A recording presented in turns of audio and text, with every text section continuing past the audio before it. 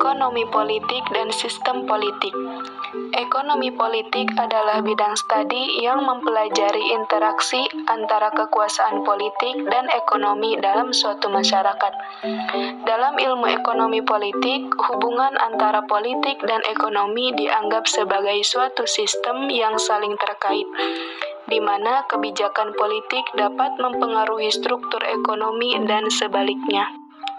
Adapun sistem politik menurut Gabriel Almond adalah sistem interaksi yang terdapat pada semua masyarakat merdeka yang menjalankan fungsi-fungsi integrasi dan adaptasi, baik di dalam masyarakatnya sendiri maupun menghadapi masyarakat lain, melalui penerapan atau ancaman penerapan daya paksa yang bersifat sah.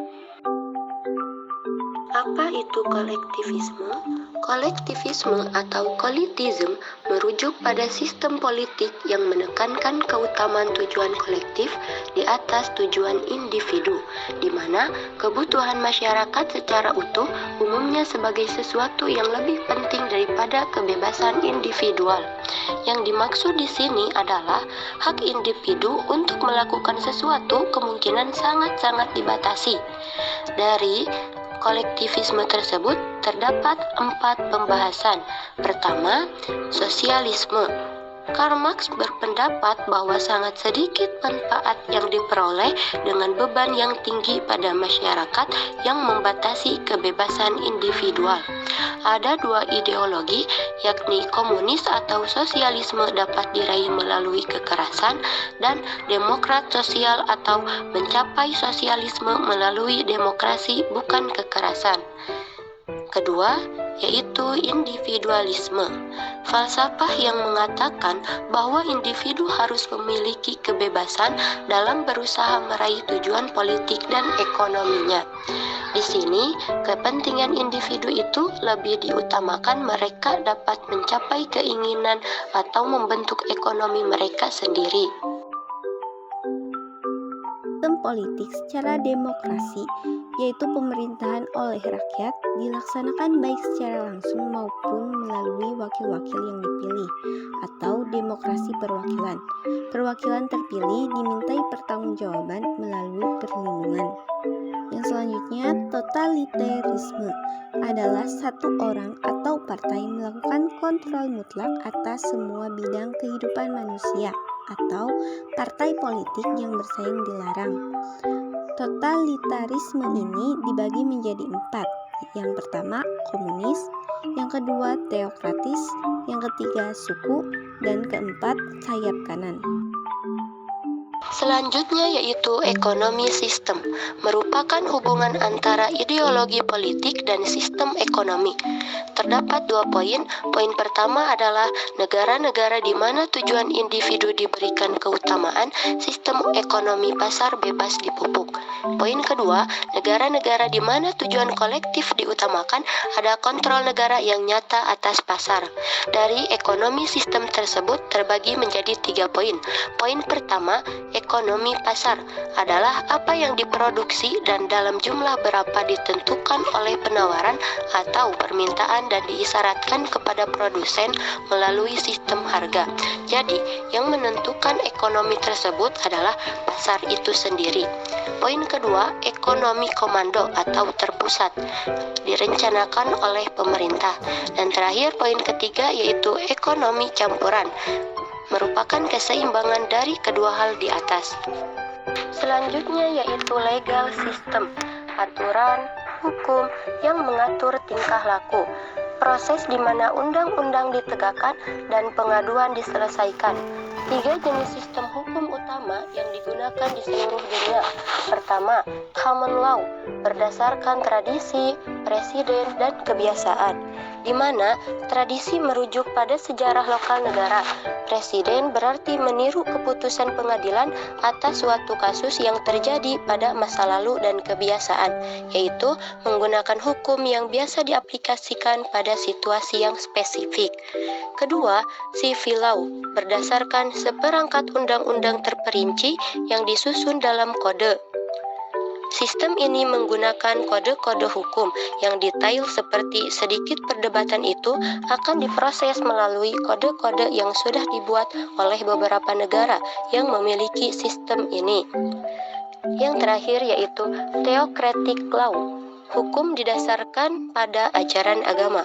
Hukum moral bukan semata-mata hukum komersial. Sebagai contoh, dasar hukum Islam adalah kitab suci umat Islam, Al-Quran dan juga sunat serta Nabi Muhammad SAW. Sebagai contoh, cara aktivitas komersial adalah yaitu pembayaran atau penerimaan bunga dianggap riba dan terlarang oleh Al-Quran. Selanjutnya, bagaimana kontrak ditegakkan dalam sistem hukum yang berbeda? Pertama, hukum kontrak adalah badan hukum yang mengatur penegakan kontrak. Kedua, di bawah sistem common law, kontrak cenderung sangat rinci dengan semua kemungkinan yang dijabarkan. Yang ketiga, di bawah sistem civil law, kontrak cenderung jauh lebih pendek dan kurang spesifik karena banyak masalah sudah tercakup dalam hukum perdata. Dan yang terakhir, banyak negara telah meratifikasi Konvensi Perserikatan Bangsa-Bangsa tentang kontrak untuk penjualan barang internasional atau yang disingkat dengan CIGS, yang menetapkan seperangkat aturan seragam yang mengatur aspek-aspek tertentu dari pembuatan dan pelaksanaan kontrak komersial sehari-hari antara pembeli dan penjual yang memiliki tempat usaha di tempat yang berbeda. Hak milik. Hak milik mengacu pada hukum atas penggunaan sumber daya yang diletakkan dan atas penggunaan yang dibuat dari pendapatan apapun yang mungkin berasal dari sumber daya itu sendiri. Hak milik memiliki suatu tindakan yang bisa dilanggar. Pertama, tindakan pribadi. Merujuk kepada pencurian, pembajakan, atau berbagai hal yang dilakukan individu atau kelompok yang dapat merugikan orang lain. Kedua, tindakan publik dan korupsi. Dapat dikatakan sebagai mencederai hak properti yang dilakukan oleh pejabat publik atau politisi di mana memeras uang, sumber daya, atau properti itu sendiri. Korupsi yang dilakukan bisa berupa suap pada suatu perusahaan. Ketiga, hukum tindak korupsi internasional.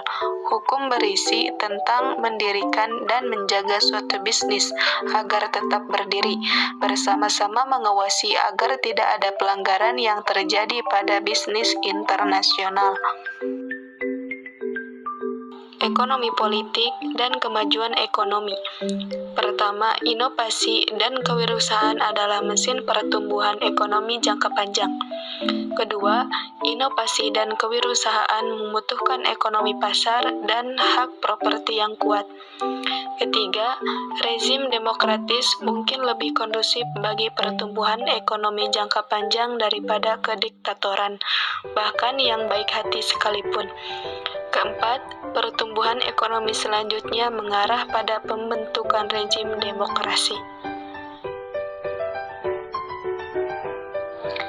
Perubahan ekonomi politik muncul sejak tahun akhir 1980-an dan memiliki dua tren.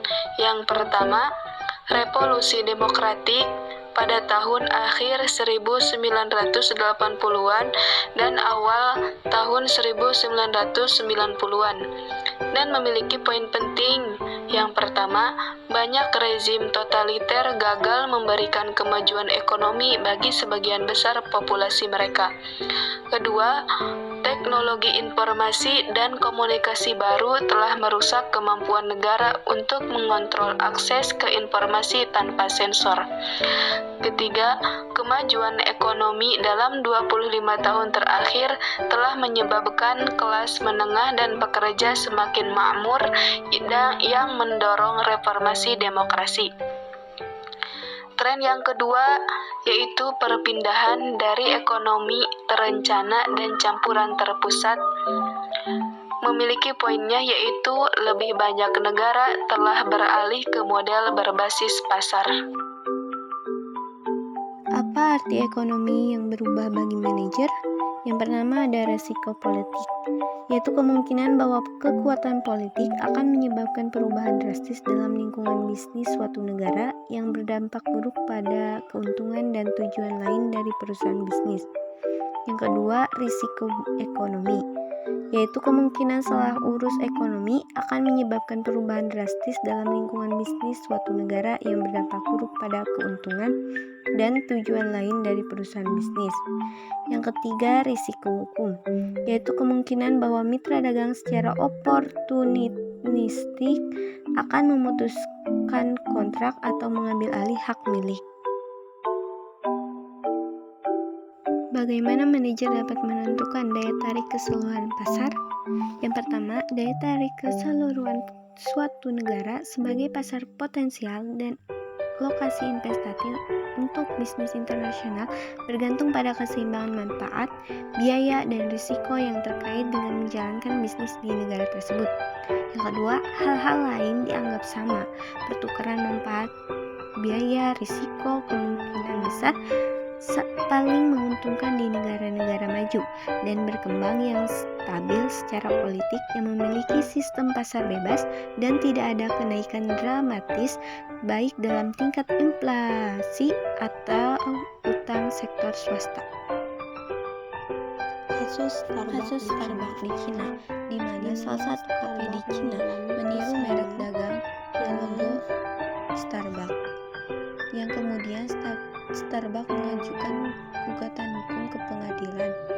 Pada Januari 2006, pengadilan Shanghai memutuskan bahwa Starbucks lebih berhak karena Starbucks telah mendaftarkan nama Cinanya pada 1998. Pengadilan menyatakan bahwa pengguna Singbaku atas nama dan logo tersebut dinyatakan kejahatan yang jelas, yang merupakan persaingan yang tidak sehat. Pengadilan memerintahkan Singbaku untuk berhenti menggunakan nama tersebut dan membayar Starbucks senilai $62.000 sebagai kompensasi. Walaupun